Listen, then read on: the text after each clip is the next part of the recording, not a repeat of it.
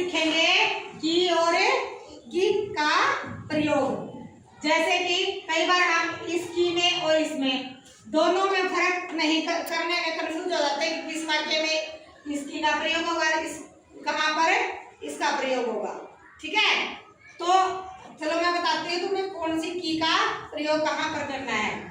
जहाँ संज्ञा या सर्वनाम का किसी से संबंध जोड़ना हो, किसी चीज वस्तु के साथ जब हमें संबंध जोड़ना होता है या अपना अधिकार जताना होता है तो वहां पर किसका प्रयोग करेंगे?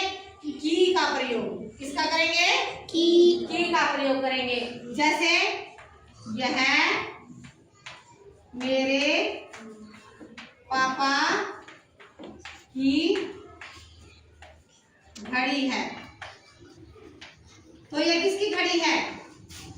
किसकी घड़ी है? पापा की घड़ी है। इसमें अधिकार जताया है ना, पापा की घड़ी है, तो इसमें अधिकार बता रहे हैं कि इसके पापा की घड़ी है, किसी और की घड़ी नहीं, इसके पापा की घड़ी है।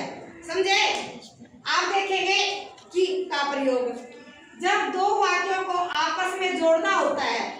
जैसे जब वो आपस में जोड़ा जाता है तो वहां पर इसकी का प्रयोग होता है। ठीक है, जैसे मैं जंगल से गुजर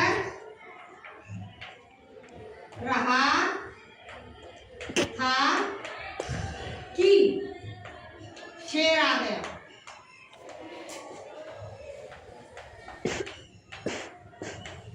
तो ये दो वाक्य हैं, मैं जंगल से गुजर रहा था और एक है शेर आ गया।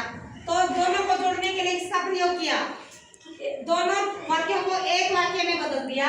मैं जंगल से गुजर रहा था कि वहां शेर आ गया। दो वाक्यों को जोड़ दिया ना, समझ में आया सबको?